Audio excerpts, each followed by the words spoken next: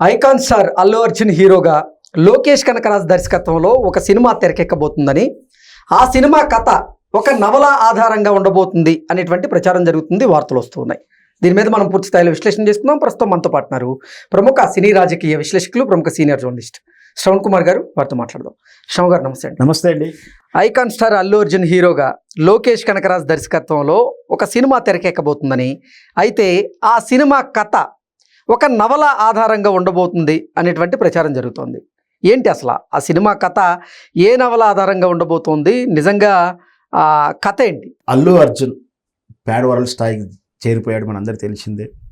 పుష్ప 2 తర్వాత ఆయన క్రేజ్ కానీ, పుష్ప 1 తర్వాత పుష్ప 2, వాటి తర్వాత ఆ చిత్రాల తర్వాత వాట్ నెక్స్ట్ అనేది ప్రశ్న.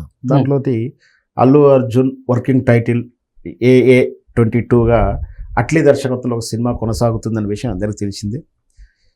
ఈ మధ్యకాలంలో అంటే గత వారం నుంచే ఒక వార్త అయితే చక్కర్లు కొడుతూ ఉంది. అంటే అట్లీ తర్వాత నెక్స్ట్ వచ్చే సినిమా ఈ లోకేష్ కనకరాజ్ సినిమా కన్ఫర్మ్ అయినట్టు.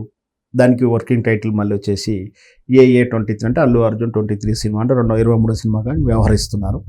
సరే, అది వర్కింగ్ టైటిల్ ప్రస్తుతానికి.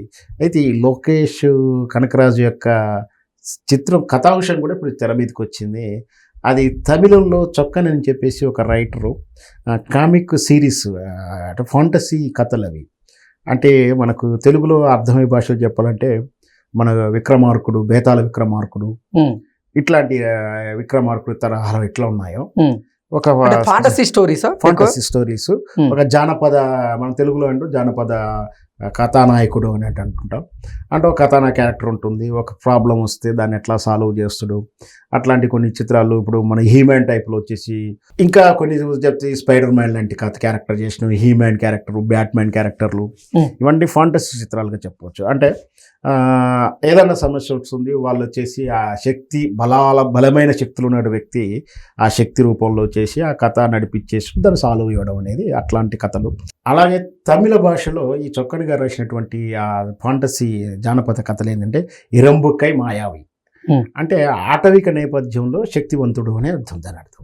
ఓకే, అక్కడ ఏంటి ఆ కథలు అంటే ఇప్పుడు ఈ కథాంశంలో ఏదైతే చొక్కని చెప్తున్న ఇరంబుక్కై మాయావి అనేటువంటి క్యారెక్టర్లు ఏంటంటే ఒక అనుకోకుండా వెళ్ళినటువంటి వ్యక్తి అడవిలో ఉండడం, అడవిలోకి వెళ్ళిన తర్వాత అడవి విన్యాసాలు అవన్నీ ఉంటాయి కదా, సహజమే కదా.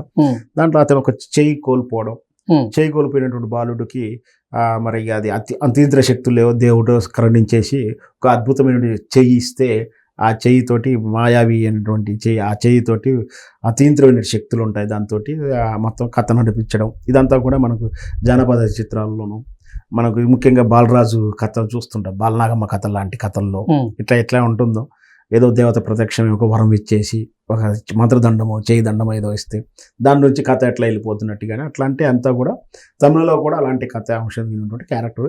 దాన్ని ఆధారంగా చేసుకొని అల్లు అర్జున్ కథాంశంతో అడవి నేపథ్యంలో చేస్తున్నారు అనేది.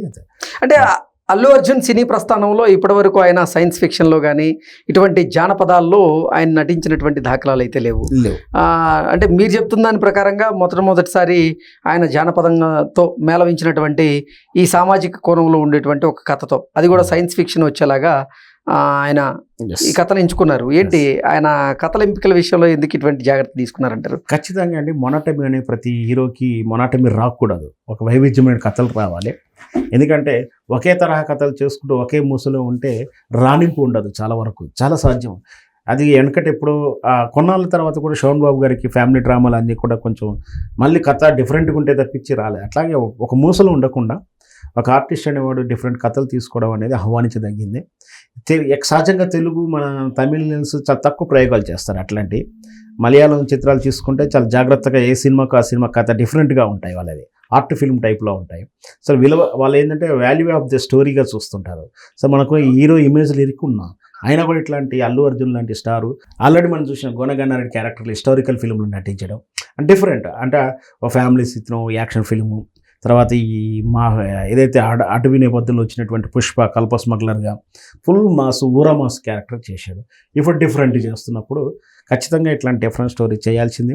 కానీ ఈ ఫాంటసీ అన్నప్పుడు మరి మళ్ళీ దీంట్లో మనకు గ్రాఫిక్స్ వర్క్, ఈ విఎఫ్ఎక్స్ వర్క్స్ ఉంటుంటాయి. సహజంగా మరి ఎలాంటి కథాంశం ఉంటుందో, కథనం ఎలా ఉంటుందో తెలియదు. మాత్రం ఆ ఫారెస్ట్ బ్యాక్గ్రౌండ్ ఇతనికి పవర్ఫుల్ ఆఫ్ ఏదన్నా ఒక శక్తులు ఉన్నట్టుగా, లేదంటే దాన్ని ఆ ప్రాబ్లమ్స్ ఎలా సాల్వ్ చేశాడు అనేది ఉంటుండొచ్చు అనేది ఇప్పుడు జరుగుతున్న చర్చ. కానీ ఇదే కరెక్ట్, ఇలాగే తీస్తున్నారు మాత్రం ఎక్కడ ఆధారం లేవు, బయట రూమర్స్గానే ఈ చర్చ జరుగుతుంది. ఓకే, అంటే తమిళ్లో ఈ నవల మంచి ప్రాధాన్యత పొందిందా? ఖచ్చితంగా. అది మనకు బేతాళ కథలు ఎట్లా ఫేమస్, అక్కడ వాళ్ళకు కామిక్స్ ట్రెడిషనల్ స్టోరీస్ అవి ఇప్పటికి కాదు, ఎప్పటి నుంచో వస్తున్నటువంటి అవి ఒకనాటి 100 సంవత్సరాల కింద ఎప్పటి నుంచో వస్తుంది. ఎప్పుడు అని ఎక్కడ ప్రారంభించలేదు. కానీ మనకు చందమామలో వచ్చే బేతాళ కథలు ఎలాంటివి, అట్లాంటి కథ కానీ మనం చెప్పవచ్చు. లోకేష్ కనకరాజు గారు వచ్చి తమిళుని కాబట్టి తన చిన్ననాటి నుంచి విన్న కథలు, ఆ కథలు వింటున్నప్పుడు ఆయనకి ఏమన్నా ఊహ కానీ ఒక కథనం ఏమైనా గుర్తుకొచ్చిండదు, ఒక కాన్సెప్ట్ గుర్తొస్తుండొచ్చు. తెలుగు చిత్ర పరిశ్రమలో మన పాత హీరోలు ఈ తరహా కథల్ని ఎంచుకొని ఆ తరహా కథల్లో అద్భుతమైనటువంటి నటన కనబరిచి సత్తా చాటేవాళ్ళు. ఇప్పుడు ఈ తరహా కథలు కాస్త తగ్గాయి. ఇప్పుడు అల్లు అర్జున్ గారు ఈ తరహా కథల్ని ఎంచుకోవడాన్ని ఎలా చూడాలంటారు? ఖచ్చితంగా. అంటే ఒకప్పుడు ట్రెడిషనల్ మనం చూసాం, చాలా కథలు అలాగే ఉండేది. ఎన్టీ రామారావు పీరియడ్లో చూస్తే అన్ని జానపద చిత్రాలే బాగా ఉండేవి. అదే బాలనాగమ్మ లాంటిది, ప్రణారాయణ లాంటి కథలు, ఇట్లాంటివి కూడా ట్రెడిషనల్గా కథల్లో, కథనాలుగాను, ఇతిహాసాల్లోనూ, నవల్లోనూ అట్లాంటి చదివిన కథలనే సినిమాగా అంశాలుగా వచ్చాయి. తర్వాత సాంఘిక చిత్రాల వరవడి జరిగింది. సో అడపాదప ప్రయత్నాలు అంటే మీరు అన్నట్టు సైన్స్ ఫిక్షన్, ఆదిత్య 369 అని చెప్పి బాలకృష్ణ గారు చేయడం కానీ, తర్వాత టైం మిషన్లో టైం కొన్ని సబ్జెక్ట్ వెళ్ళడం, ఇవన్నీ సైన్స్ అండ్ ఈ టెక్నాలజీ వాడుతూ కూడా సబ్జెక్టులు వచ్చాయి. మరి దీంట్లో ఈ చిత్రంలో ఎలాంటి సబ్జెక్ట్ కథనం తీసుకుంటారనేది ఇంకా క్లారిటీ లేకుండా మొత్తం మీద పలానా ఇరుంబై నవల ఆధారంగా కథ తయారవుతుందని మాత్రం చక్కర్లు పడతా ఉంది వార్త.